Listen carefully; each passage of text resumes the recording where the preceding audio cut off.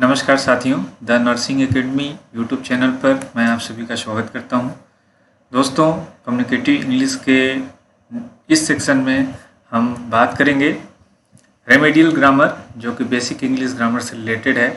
इसके पहले हमने 4 वीडियोज़ आप लोगों के कम्युनिकेटिव इंग्लिश से हमने प्रोवाइड किए हैं जो टाइम और टेंस से रिलेटेड है। तो जो जैसा कि हमने बताया था, टॉपिक 1 हमारा टाइम और टेंस से रिलेटेड है, जो अभी कंटिन्यू चल रहा है। टाइम तो हमने फर्स्ट वीडियो में ही कंप्लीट कर दिया था, टेंस अभी कंटिन्यू चल रहा है। तो हम ये टेंस का पार्ट 4 लेके आए हैं। चलिए स्टार्ट करते हैं वीडियोस। तो पास्ट टेंस जैसा कि चल रहा था, पास्ट में हमने past indefinite, past continuous, past perfect already complete कर दिया है। आज हम बात करते हैं पास्ट परफेक्ट कंटिन्यूअस टेंस के बारे में। तो सबसे पहले हम पास्ट परफेक्ट कंटिन्यूअस टेंस किसे बोलते हैं, ये जान लेना हमारे लिए बहुत ज़रूरी है। देखते हैं। This tense denotes such action which started in the past, continued and also finished in the past. इसका मतलब यह है कि कोई भी कार्य जो पास्ट में ही स्टार्ट हुआ था, और कुछ दिनों तक पास्ट में कंटिन्यू चला, जिसमें टाइम ड्यूरेशन या पीरियड ड्यूरेशन दिया गया था और पास्ट में ही फिनिश हो गया, उसको हम पास्ट परफेक्ट कंटिन्यूअस टेंस बोलते हैं। अगर उसमें टाइम ड्यूरेशन नहीं रहेगा तो वह पास्ट कंटिन्यूअस टेंस हो जाएगा। अगर टाइम ड्यूरेशन दिया है तो वह पास्ट परफेक्ट कंटिन्यूअस टेंस में आता है। तो ये एक मोटा मोटा डिफिनीशन है जो आपके दिमाग में आपको समझना बहुत जरूरी है। आगे हम एक्सप्लेन करते हैं, एग्जाम्पल के तहत देखते हैं। जैसे फॉर एग्जाम्पल हम देख सकते हैं, वह सुबह से पढ़ रहा था। अगर हम हिंदी वाक्य की बात करें, अगर हिंदी में कोई सेंटेंस दिया है और हमें पता करना रहे कि यह किस टेंस में है, तो जैसे पास्ट कंटिन्यूअस का हमने बात किया था, आ था, रहा था, रही थे, रहे थे, रहा था, रही थे, रहे थे। अगर सेंटेंस के लास्ट में आता है तो उसके साथ अगर समय दिया है, जैसे सुबह से दिया है, 2 वर्ड से दिया है, तो वह पास्ट परफेक्ट कंटिन्यूअस टेंस में आता है। और अगर हम इंग्लिश वर्ड की बात करें, इंग्लिश सेंटेंस की बात करें, तो जहाँ पे हैड बीन लगा रहता है, उसके साथ वर्ब में आईएनजी फॉर्म लगा रहता है, उसके साथ टाइम पीरियड दिया रहता है। तो ये चीज़ ध्यान रखना है आपको। जो हेल्पिंग वर्ब एचवी के बारे में पता होना चाहिए। उसके बाद जो मेन वर्ब है, मेन वर्ब में आईएनजी लगा रहना चाहिए। उसके बाद उसके साथ पॉइंट ऑफ टाइम या पीरियड ऑफ टाइम मेंशन रहना चाहिए, तो वह पास्ट परफेक्ट कंटिन्यूअस टेंस में आता है। जैसे फॉर एग्जांपल हमने लिया है, वह सुबह से पढ़ रहा था है, टाइम दिया है, he had been studying since morning. क्या वह 2 वर्ष से मेरी सेवा नहीं कर रहा था? तो यहाँ भी देख सकते हैं 2 वर्ष रहा था। Had he not been serving me for 2 years, यहाँ पे देख सकते हैं टाइम ड्यूरेशन दिया है। नेक्स्ट हम देखते हैं, तुम 1 वर्ष से कठिन परिश्रम नहीं कर रही थी, रहा था, रहे थे, रही थी। अब पिछले 1 वर्ष से यहाँ दिया है, you had not been working hard for 1 year, यहाँ पे आप देख सकते हैं हैड नॉट बीन, ये हेल्पिंग वर्ब है। आइए हम एक एक करके पढ़ते हैं, इसका फॉर्मेशन क्या होता है और हर प्रकार के जो पॉजिटिव, निगेटिव और इंट्रोगेटिव सेंटेंस होते हैं उसमें हम इसका कैसे प्रयोग करते हैं।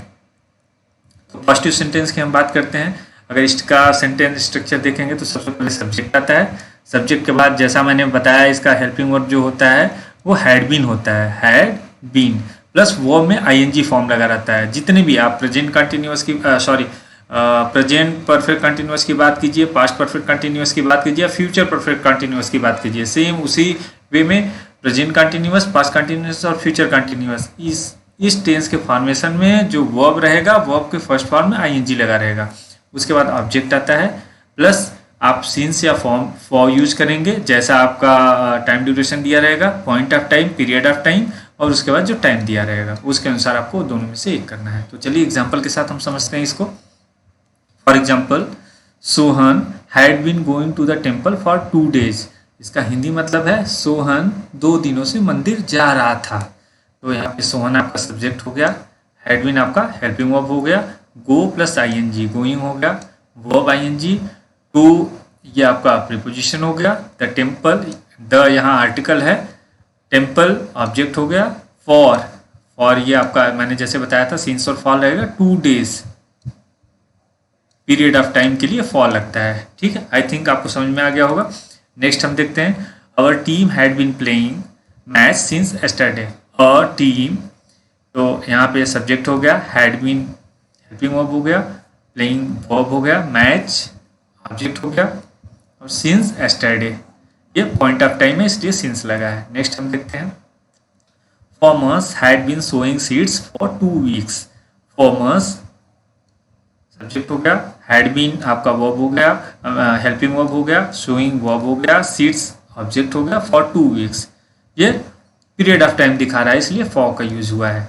इस प्रकार से देख सकते हैं इसमें हेल्पिंग वर्ब है कि है हैड बीन, चाहे सिंगुलर आपका सब्जेक्ट रहे चाहे प्लूरल सब्जेक्ट रहे उसके लिए हैड बीन यूज करना है। तो इस प्रकार से अगर पॉजिटिव सेंटेंस आता है तो उसका फॉर्मेशन करते हैं, अगर इंग्लिश में दिया है तो इस तरीके से आप उसको आसानी से आइडेंटिफाई कर सकते हैं कि यह सेंटेंस किस टेंस में है। दूसरा हम निगेटिव सेंटेंस की बात करते हैं, तो निगेटिव में क्या हो जाएगा, सब्जेक्ट हैड नॉट बीन, जो हैड बीन था उसके बीच में नॉट आ जाएगा अगर निगेटिव सेंटेंस है, plus verb first form ING, object for since time, same वही है, केवल नॉट इसमें इंक्लूड हो जाएगा हैड और बीन के बीच में। ये नहीं कि हैड और नॉट के बाद लगा है, ऐसा नहीं है। हैड जहाँ पे इस तरह का रहता है, हैज बीन, हैड बीन इस तरह का रहता है उसके बीच में लगता है। चलिए एग्जाम्पल के साथ हम समझते हैं। दोस्तों एक चीज़ मैं आपको क्लियर करना चाहूँगा कि आप लोगों के एग्जाम में ट्रांसलेशन के भी पैसेज आते हैं, हिंदी से अंग्रेजी और इंग्लिश से हिंदी। कम्प्रीहेंशन के पैसेज आते हैं, बीएससी जो लोग कर रहे हैं उनके लिए कम्प्रीहेंशन के पैसेज रहेंगे। एक पैराग्राफ दिया रहेगा, पैराग्राफ से 4-5 क्वेश्चन उसी से रिलेटेड रहेंगे और उसका आंसर आपको देना रहेगा। प्लस अगर वनडे एग्जाम्स की तैयारी कर रहे हैं, जैसे अभी रिसेंटली यूपीपीएससी का वैकेंसी है, तो और उसके अलावा एम्स का आता है, नॉर्सेट के थ्रू आता है, और जितने वनडे एग्जाम्स होते हैं उसमें अगर इंग्लिश का पोर्शन है तो इस तरह के स्पॉट देयर क्वेश्चंस आते हैं जिसमें आपको ये जो सेंटेंस फॉर्मेशन है, टेंस फॉर्मेशन है, टेंस क्या होता है, ये बहुत हेल्प करेगा आगे चल के। चलिए एग्जाम्पल हम समझते हैं। The farmers had not been ploughing the field since morning. तो द फार्मर्स क्या हो गया, सब्जेक्ट हो गया, had not been, had been या इसका हेल्पिंग वर्ब हो गया, नॉट आ गया नेगेटिव, प्लॉइंग वर्ब हो गया, द फील्ड ऑब्जेक्ट हो गया, since morning it's point of time इसलिए सिंस। नेक्स्ट हम देखते हैं, Sita had not been playing with her dolls for 2 days। Sita आप देख सकते हैं सब्जेक्ट हो गया, had not been, playing verb हो गया, with her dolls for 2 days ये पीरियड ऑफ टाइम के लिए है। नेक्स्ट हम देखते हैं, I had not been writing a letter for my office since yesterday morning। Means मैं कल सुबह से अपने ऑफिस के लिए एक पत्र नहीं लिख रहा था। अगर हिंदी में हम इसको अनुवाद करेंगे तो आई सब्जेक्ट हो गया, had not been helping verb हो गया, राइटिंग वर्ब हो गया, लेटर हो गया आपका object, for my office additional वो जो पार्ट ऑफ सेंटेंस रहते हैं, उसके बाद सिंस हो गया, एस्टरडे मॉर्निंग ये पॉइंट ऑफ टाइम है इसलिए सिंस लगा। तो इस तरीके से अगर निगेटिव सेंटेंस रहता है तो इस तरीके से हम फॉर्मेशन करते हैं। नेक्स्ट हम देखते हैं इंट्रोगेटिव। तो इंट्रोगेटिव में जो फर्स्ट पार्ट रहता है, मैं ऑलरेडी बताया हूँ कि इंट्रोगेटिव दो प्रकार के होते हैं, क्लोज्ड इंडेड, ओपन इंडेड। तो हम क्लोज्ड इंडेड की बात करते हैं। क्लोज्ड इंडेड किसको बोलते हैं, जो हेल्पिंग, अगर इंग्लिश में है तो हेल्पिंग वर्ब से स्टार्ट होता है और हिंदी में लिखा है तो क्या से स्टार्ट होगा, जो क्या से आपका वाक्य स्टार्ट होगा। तो इसमें क्या रहेगा, had subject, been verb first form, then object, for और सिंस टाइम पीरियड के लिए, देन टाइम। चलिए एग्जाम्पल से हम समझते हैं। For example, had they not been studying in the class for 2 days। क्या वह पिछले 2 दिनों से क्लास में पढ़ाई नहीं कर रहे थे, इसका हिंदी ये है। तो हैड आपका हो गया helping verb, they not negative है, नॉट अगर निगेटिव रहेगा तो बीन के पहले हमेशा निगेटिव रहेगा, ये हमेशा नोट कीजिएगा। फिर बीन आ गया जो आपका हेल्पिंग वर्ब का बचा हुआ पार्ट था, स्टडिंग मेन वर्ब हो गया, in the class for 2 days period of time. Next आ गया, had mister Mohan been playing there for 1 hour। क्या मिस्टर मोहन वहाँ पे पिछले 1 घंटे से खेल रहे थे, तो had again helping verb, mister Mohan subject हो गया, been the helping verb, play ING ये आपका वर्ब हो गया, उसके बाद their object for 1 hour period of time. Had she not been going to her college for 2 days। Had again verb हो गया, सी सब्जेक्ट हो गया, नॉट बीन निगेटिव और बचा हुआ पार्ट गोइंग आपका वर्ब हो गया, हर कॉलेज ऑब्जेक्ट हो गया, फॉर 2 days ये टाइम आपका डिनोट कर रहा है। तो इस तरीके से अगर क्लोज्ड इंडेड इंट्रोगेटिव सेंटेंस आते हैं तो इस तरीके से फॉर्मेशन करते हैं और उसी प्रकार से उनका उपयोग करते हैं, यूजेस करते हैं। नेक्स्ट हम देखते हैं ओपन इंडेड। ओपन इंडेड का कैसे बनेगा? WH वर्ड जो भी रहेगा, वाई, वेयर, वेन, इस तरह का जो वर्ड रहेगा, उसके बाद आपका हेल्पिंग वर्ब आ जाएगा। हेल्पिंग वर्ब लिखते समय ध्यान देना है, हैड केवल रहेगा, उसके बाद सब्जेक्ट आएगा, देन बीन आएगा। तो सब्जेक्ट जो है हैड और बीन के बीच में आएगा। अगर नॉट है तो सब्जेक्ट के बाद यहाँ पे नॉट आ जाएगा यहाँ पर। उसके बाद verb first form, object, for, since, फिर टाइम आपका दिया रहेगा। फॉर एग्जाम्पल से समझते हैं। ये सब फॉर्मेशन हम इसलिए बता देते हैं कि आपको एक मोटा मोटा आइडिया लग जाए, उसके बाद जब हम एग्जाम्पल के थ्रू बताते हैं तो आपको पूरा सेट हो जाएगा कि इस प्रकार से उसका यूज करते हैं। एग्जाम्पल हम देख सकते हैं, why had they been playing there for 2 days। वह पिछले 2 दिनों से वहाँ क्यों खेल रहे थे?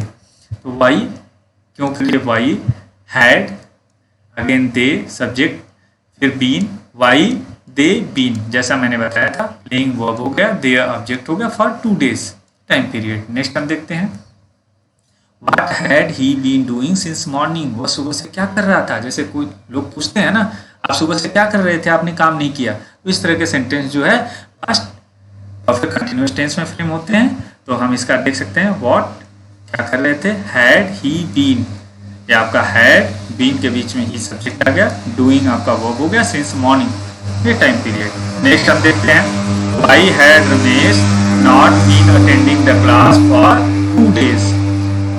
तो रमेश पिछले 2 दिनों से क्लास को क्यों अटेंड नहीं कर रहा था, क्लास में उपस्थित क्यों नहीं हो रहा था। वाई हैड आपका वर्ब हो गया, रमेश सब्जेक्ट हो गया, नॉट बीन। देखिए नॉट आया तो बीन के पहले, सब्जेक्ट के बाद और बीन के पहले नॉट आएगा। बीन अटेंडिंग वर्ब हो गया, इन द क्लास ये आपका ऑब्जेक्ट हो गया, for 2 days, this is the period of time.